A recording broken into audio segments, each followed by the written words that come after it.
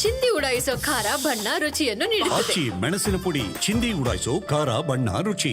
ದಾಳಿಗೆ ಭಾರತ ಸೇನಾ ಪಡೆ ಪ್ರತೀಕಾರ ತೀರಿಸಿಕೊಂಡಿದೆ. ಕಾಶ್ಮೀರದಲ್ಲಿ ಇಬ್ಬರು ಸ್ಥಳೀಯ ಉಗ್ರರ ಮನೆಯನ್ನ ಧ್ವಂಸ ಮಾಡಲಾಗಿದೆ. ಆಸಿಫ್ ಶೇಖ್ ಹಾಗೇನೆ ಆದಿಲ್ ತೋಕಾರ್ ಮನೆಯನ್ನ ಧ್ವಂಸ ಮಾಡಲಾಗಿದೆ. ಅನಂತ್ನಾಗ್ನ ಬಿಜಾಬೆಹರ್ನಲ್ಲಿರುವಂತಹ ಆದಿಲ್ ಮನೆ, ದಕ್ಷಿಣ ಕಾಶ್ಮೀರದಲ್ಲಿರುವಂತಹ ಆಸಿಫ್ ಮನೆಯನ್ನ ಧ್ವಂಸ ಮಾಡಲಾಗಿದೆ. ಬೈಜಾರ್ನಲ್ಲಿ ನಡೆದಂತ ದಾಳಿಗೆ ಇಬ್ಬರು ಉಗ್ರರ ನಂಟು ಇತ್ತು. ದಾಳಿಯಲ್ಲಿ ಪ್ರಮುಖ ಪಾತ್ರ ವಹಿಸಿದ್ದ ಸ್ಥಳೀಯ ಉಗ್ರರು ಪಹಲ್ಗಾಮ್ ದಾಳಿಯ ನಂಟಿನ ಸುಳಿವು ಸಿಕ್ತಿದ್ದಂತೆ ಧ್ವಂಸ ಮಾಡಲಾಗಿದೆ. ಲಷ್ಕರ್ ಉಗ್ರರ ಮನೆಗಳನ್ನ ಧ್ವಂಸಗೊಳಿಸಿದ್ದಾರೆ ನಮ್ಮ ಭದ್ರತಾ ಪಡೆ. ಒಂದೊಂದೇ ಪ್ರತಿಕಾರವನ್ನ ತೀರಿಸಿಕೊಳ್ಳುವಂತ ಕೆಲಸವನ್ನ ಮಾಡಲಾಗ್ತಾ ಇದೆ ಭಾರತದ ಸೇನಾ ಪಡೆ ಕಡೆಯಿಂದ. ತಕ್ಕ ಉತ್ತರವನ್ನ ಕೊಡಬೇಕಲ್ವಾ? ಆ ಕಾರಣಕ್ಕಾಗಿ ಇದೀಗ ಆಕ್ಟಿವ್ ಆಗಿರೋದು. ಕಾಶ್ಮೀರದಲ್ಲಿ ಇಬ್ಬರು ಸ್ಥಳೀಯ ಉಗ್ರರ ಮನೆಯನ್ನ ಧ್ವಂಸ ಮಾಡಲಾಗಿದೆ.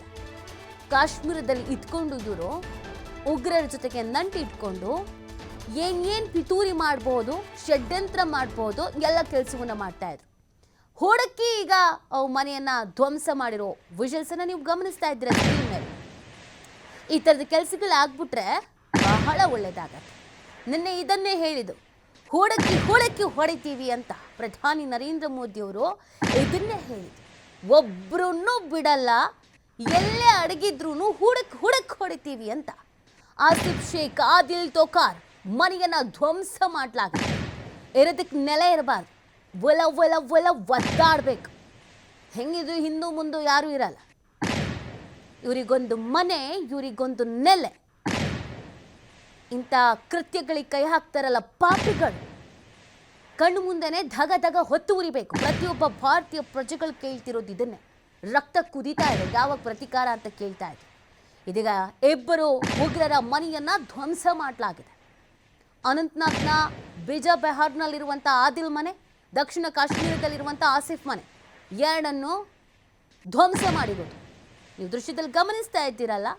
1 ಸೆಕೆಂಡಲ್ಲೇ ಕೆಲಸ ಮುಗ್ದೋಗಿದೆ. ಎಲ್ಲೂ ಇರಕ್ಕೆ ಜಾಗ ಇರಬಾರ್ದು, ಓಡ್ತಿರ್ಬೇಕು. ಹಿಂಗೆ ಮಾಡಿದ್ರೆ ಮಾತ್ರ ನಾವು ನಮ್ಮ ದೇಶದಲ್ಲಿ, ಹಿಂದೂಸ್ತಾನದಲ್ಲಿ ನೆಮ್ಮದಿಯಿಂದ ಉಸಿರಾಡ್ಬೋದು, ಫ್ಯಾಮಿಲಿ ಸಮೇತ ಹೊರಗೆ ಹೋಗ್ಬೋದು, ಆನಂದಿಸ್ಬಹುದು. ಜೀವಕ್ಕೆ ರಕ್ಷಣೆ ಇದೆ ಅನ್ನೋದು ನಮಗೂ ಕೂಡ ಒಂದು ಭದ್ರತೆ ಅನ್ನೋದಿರುತ್ತೆ. ಇಲ್ಲಾಂದರೆ ಅಭದ್ರತೆ ಕಾಡುತ್ತೆ. ಇಂಥವ್ರನ್ನ ಹುಡುಕಿ ಹೊಡೆದು ನಲಸಮ ಮಾಡೋವರೆಗೂ ಈ ಥರದನ್ನು ನಾವು ಎದುರಿಸಬೇಕಾಗತ್ತೆ. ಇದೀಗ ಇಬ್ಬರು ಉಗ್ರರ ನಿವಾಸವನ್ನು ಧ್ವಂಸ ಮಾಡಿದ್ದಾರೆ. ಪ್ರತಿಯೊಬ್ಬ ಭಾರತೀಯರು ಕೇಳ್ತಾ ಇರೋದು ಒಂದೇ, ಎಷ್ಟು ಜನ ಉಗ್ರರಿದ್ದಾರೋ, ಎಷ್ಟು ಜನಕ್ಕೆ ಉಗ್ರರಿಗೆ ಸಪೋರ್ಟ್ ಮಾಡ್ಕೊಂಡಿದ್ದಾರೋ, ಯಾರ್ಯಾರು ಸ್ಥಳೀಯರು ಕೂಡ ಇವ್ರುಗಳಿಗೆ ಮಣೆ ಹಾಕಿದ್ದಾರೋ, ಎಲ್ಲರ ಮನೆ ಇದೇ ಥರ ಧ್ವಂಸ ಆಗಬೇಕು. ನಾವು ಭಾರತೀಯರು ಕೇಳ್ತಾ ಇರೋದು ಇಷ್ಟನ್ನೇ. ಇಲ್ಲಿರೋದಕ್ಕೆ ಇವರಿಗೆ ಅರ್ಹತೆ ಅನ್ನೋದು, ಯೋಗ್ಯತೆ ಅನ್ನೋದು ಇಲ್ಲ, ನಾಲಾಯಕ್ಗಳು. ಹಾಗಾಗಿ ಮನೆ ಸಮೇತ ಇವರು ಬುಡ ಕಿತ್ತು ಬಿಸಾಕಬೇಕು. ಇಂಥ ರಕ್ತ ಪಿಪಾಸುಗಳು ಇಲ್ಲಿ ಇರಬಾರ್ದು. ಇದೀಗ ಲಷ್ಕರ್ ಉಗ್ರರ ಮನೆಗಳನ್ನು ಧ್ವಂಸಗೊಳಿಸಿದ್ದಾರೆ ಭದ್ರತಾ ಪಡೆ. ನೀವು ದೃಶ್ಯದಲ್ಲಿ ಗಮನಿಸ್ತಾ ಇದ್ದೀರಾ. ರಾತ್ರಿ ಬ್ಲಾಸ್ಟ್ ಆಯಿತು, ಬೆಳಗ್ಗೆ ಸಿಚುವೇಶನ್ ಹೆಂಗಿದೆ ಅನ್ನೋದನ್ನು ನೋಡಿ. ಮನೆಯಲ್ಲಿ ಯಾರಿದ್ರು, ಏನು ಮಾಡ್ತಿದ್ರು, ಇವರು ಯಾರನ್ನು ಕೇಳಲ್ವಲ್ಲ. ಚಿಕ್ಕ ಮಗು ಇದೆ ಅಂತ ಬೇಡ್ಕೊಂಡ್ರು ಬಿಡ್ಲಿಲ್ವಲ್ಲ ಇವ್ರ ಕಡೆಯವರು. ಇವರು ಷಡ್ಯಂತ್ರ ಮಾಡಿದ್ರಿಂದ ಹಾಗೇನೆ ನಾವುಗಳು ಇನ್ನು ಹಾಗೇನೆ ವರ್ತನೆ ಮಾಡಬೇಕು ಅನ್ನೋದು ಭಾರತೀಯರು ಹೇಳ್ತಾ ಇರೋದು. ಯಾರು ಇಲ್ಲಿ ಇರಬಾರ್ದು, ಇಲ್ಲಿ ಇರೋದಕ್ಕೆ ಯೋಗ್ಯತೆಯೂ ಇಲ್ಲ ಅವ್ರಿಗೆ. ಹುಡುಕಿ ಈ ರೀತಿಯಾಗಿ ಅವ್ರನ್ನ ಹೊಡೆದೋಡಿಸ್ಬೇಕು. ಜೀವಂತವಾಗಿ ನರಳಬೇಕು, ಅವರು ಅನುಭವಿಸ್ಬೇಕು. ಉಗ್ರರ ಮನೆಗಳ ಯಾವ ಸ್ಥಿತಿಗೆ ಬಂದಿದೆ ಅನ್ನೋದನ್ನು ಗಮನಿಸ್ತಾ ಇದ್ದೀರಾ. ಎರಡಲ್ಲ, ಈ ಥರದ್ದು ಎಷ್ಟು ಜನ ಇದ್ದಾರೋ ಉಗ್ರರು ಅಂತ ಅನ್ನಿಸ್ಕೊಂಡವರು, ಅವ್ರಿಗೆ ಸಪೋರ್ಟ್ ಮಾಡಿದವರು, ಅಷ್ಟೋ ಜನರ ಮನೆ ಪರಿಸ್ಥಿತಿ ಇದೇ ಆಗಬೇಕು. ಇದೇ ನಮ್ಮ ಉದ್ದೇಶ ಕೂಡ, ಕೇಳ್ಕೊಳ್ತಿರೋದು ಕೂಡ.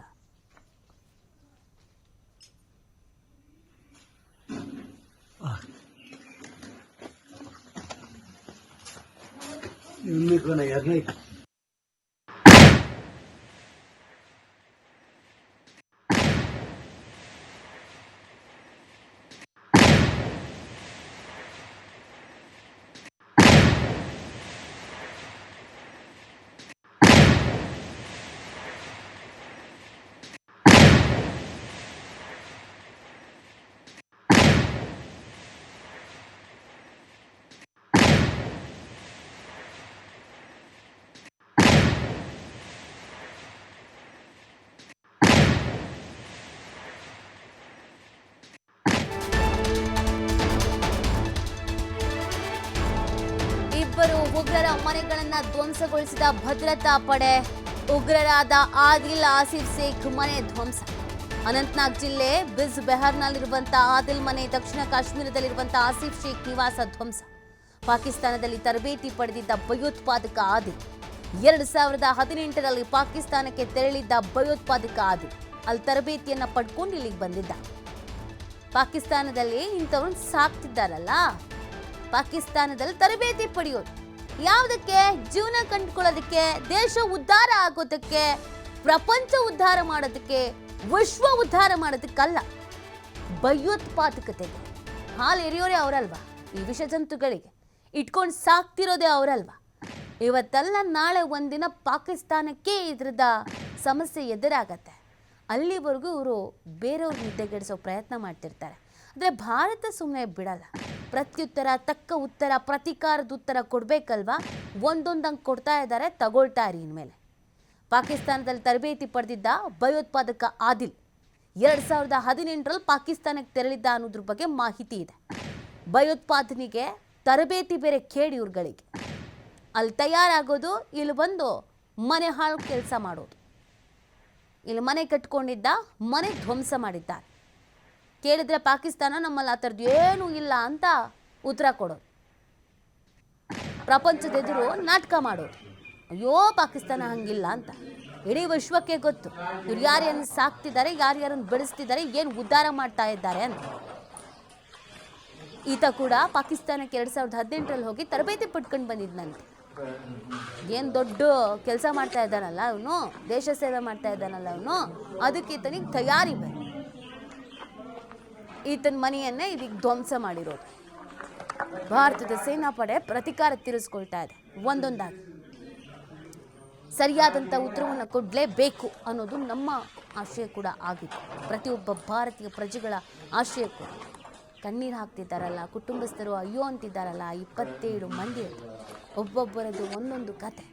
ಆಗ ತಾನೇ ಮದುವೆ ಆದವರು, ಚಿಕ್ಕ ಮಗು ಇದ್ದವರು, ಮಗನ ಎಜುಕೇಷನ್ ಬಗ್ಗೆ ಗಮನ ಇಟ್ಟವರು, ಕನಸು ಕಟ್ಕೊಂಡವರು, ವಯಸ್ಸಾಗಿರೋ ತಂದೆ ತಾಯಿ ಇದ್ದವರು, ಬೇಡ್ಕೊಂಡ್ರು ಬಿಡ್ಲಿಲ್ವಲ್ಲ ಪಾಪಿಗಳು. ಯಾರ್ಯಾರು ಅವಕ್ಕೆ ಸಪೋರ್ಟ್ ಮಾಡಿದ್ರೋ ಇದನ್ನೇ ಹೇಳಿದ್ದು ನಿನ್ನೆ ಪ್ರಧಾನಿ ನರೇಂದ್ರ ಮೋದಿ. ಸಾಕ್ತಾ ಇರುವಂಥ, ಜಾಗ ಕೊಟ್ಟಂಥ ನೆಲದಿಂದ ಹಿಡಿದು ಎಲ್ಲನೂ ಧ್ವಂಸ ಮಾಡಿ ಹಾಕ್ತೀವಿ ಅಂತ ಉತ್ತರ ಈಗ ಸಿಗ್ತಾ ಇದೆ. 2 ಮನೆಯನ್ನ ಬ್ಲಾಸ್ಟ್ ಮಾಡಿದ್ದಾರೆ.